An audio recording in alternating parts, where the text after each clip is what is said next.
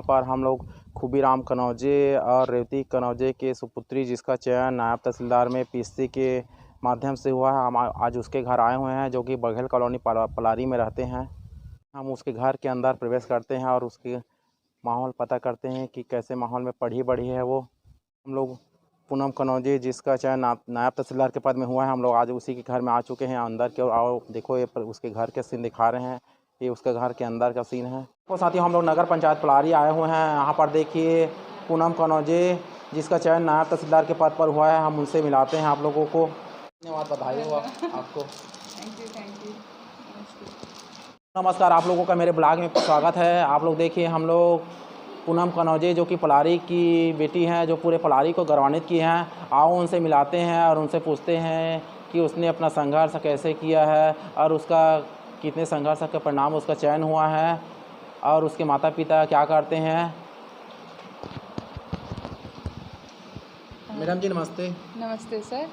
तो आप अपना जर्नी कैसे पूरा किया, आप कितना संघर्ष करना पड़ा जब चयन हुआ, तो आप अपने बारे में बताइए। नमस्ते, मैं पूनम कनौजे पलारी से हूँ।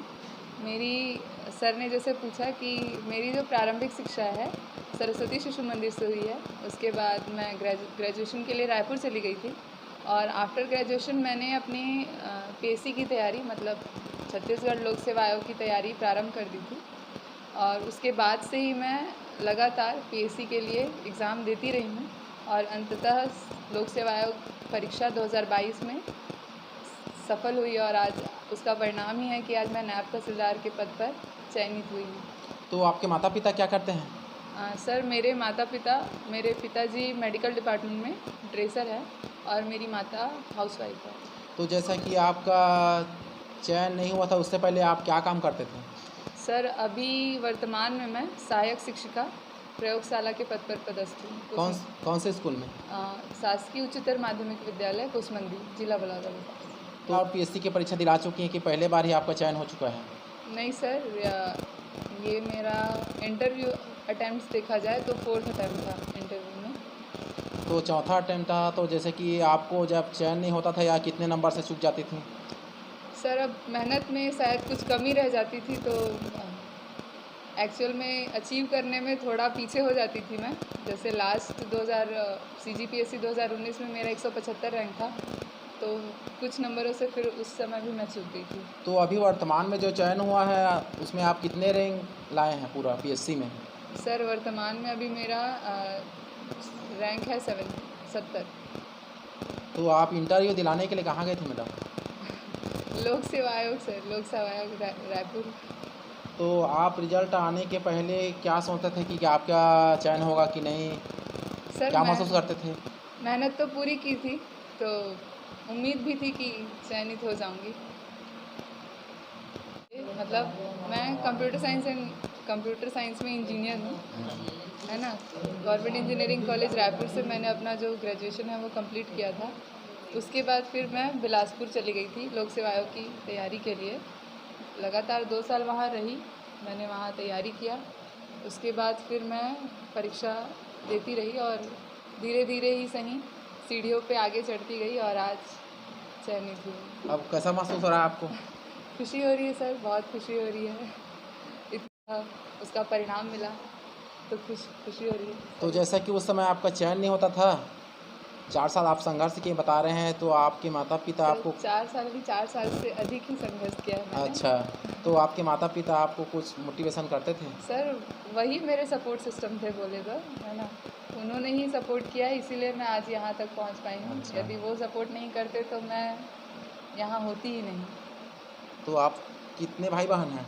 सर, 3 बहनें हैं हम और 1 भाई है मेरा। अच्छा, तो भाई क्या करते हैं?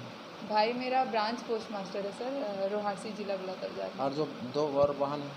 मेरी एक बहन फार्मासिस्ट है, रायपुर में काम करती है वो हॉस्पिटल में, और एक बहन CHO के पोस्ट पर NHM में पदस्थ है। मैडम जी, आपके पढ़ने का रूटीन क्या था? आप कितना समय तक पढ़ती थी? सर, पढ़ने का एग्जैक्ट तो रूटीन नहीं था, लेकिन हाँ, मैंने टाइम टेबल बना कर रखा था कि जैसे कोई टॉपिक है तो 1 हफ्ते में या 10 दिन में, 15 दिन में वो टॉपिक कंप्लीट करना है।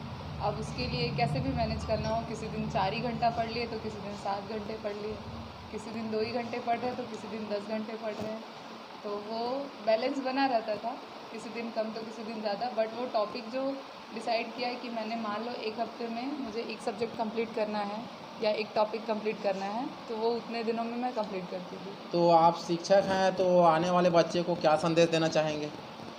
सर यही देखूंगी कि सपने देखो, सपने देखने से ही पूरे होते हैं, है ना। और सपनों को पूरा करने के लिए जब तक वो ना मिले तब तक लगे रहो, है ना। मेहनत करोगे, अनुशासन में रहोगे और निरंतरता बनाए रखोगे तो आपको कभी ना कभी आपका लक्ष्य जो है वो प्राप्त होगा ही। आपका जैसा कि चयन तहसीलदार, नायब तहसीलदार के पद में हुआ है, तो आप इसका श्रेय किसको देना चाहेंगे? मेरे माता पिता और मेरी फैमिली सर, मेरे भाई बहन और मेरे माता पिता वही हैं सर। ये मेरी सफलता सिर्फ मेरी अकेली नहीं है सर। जितना संघर्ष मैंने किया है शायद मेरे से ज़्यादा मेरे मम्मी पापा, मेरे भाई बहन ने संघर्ष किया, उन्होंने सपोर्ट किया है ना। इसीलिए मैं आज यहाँ तक पहुँच पाई हूँ। तो आप जैसे कि अभी नायब तहसीलदार के पद पर आपका चयन हो चुका है, तो इसी पद पर बने रहेंगे कि और आगे कुछ तैयारी करेंगे? सर मेरा एक है, मतलब मैंने एक मूवी देखी थी, एक मूवी देखी थी, उसका एक टैग लाइन है कि जब तक तोड़ेंगे नहीं तब तक छोड़ेंगे नहीं। और जब तक पीएससी स्टूडेंट्स का जो मेन एम होता है डिप्टी कलेक्टर, जब तक मैं वो नहीं बन जाऊँ तब तक तो मैं लोक सेवाओं को छोड़ने वाला नहीं। जी सर। को और आपके परिवार को पूरा बधाई, आपको जो इतनी सफलता प्राप्त की है, नायब तहसीलदार के पद पर आगे बढ़े हैं, और भगवान करे कि आप और आगे तरक्की करते रहें। इस प्रकार से हम आपके उज्जवल भविष्य की कामना करते हैं। धन्यवाद सर, बहुत बहुत धन्यवाद। और आप इंटरव्यू के लिए धन्यवाद। Thank you sir. तो देखो हम लोग पूनम कनौजे जिसके पिताजी और माताजी हैं उनसे मुलाकात करते हैं। नमस्ते। नमस्ते। तो आपका बेटी का चयन जैसे कि नायब तहसीलदार में हुआ है, तो आपको कैसा लग रहा है, कैसा महसूस हो रहा है? बहुत अच्छा लग रहा है, खुशी का ये पल है। और हम अपने बच्चे का भविष्य में जो सोचे थे उसमें पूर्णतः वो सफल हुई और अपनी कामयाबी हासिल की। इसके लिए मैं अपनी बेटी को बहुत बहुत धन्यवाद देता हूँ। तो आपके परिवार वाले जैसे कि चाचा हैं, मामा हैं, फूफा हैं, वो लोग इसके चयन होने पर क्या सोचते हैं? बधाई देने आए क्या आपको? हाँ आए थे, सब लोग आए थे, पूरा परिवार आए थे। जो नहीं आए हैं वो फ़ोन करके बधाई दिए हैं और सब खुश हैं, हमारे परिवार वाले भी खुश हैं। पलारी के पूरे नागरिक भी खुश हैं। भी पलारी में जितने नागरिक हैं, ये सभी गौरवान्वित करें अपने बेटी को। समाज के लोग आए थे, हमारे समाज के लोग भी आए थे, उनको ये करके मतलब सम्मानित भी किए हैं कि हमारे समाज में पहली बार कोई लड़की इस पद पर पहुंची है, ऐसा करके। धन्यवाद।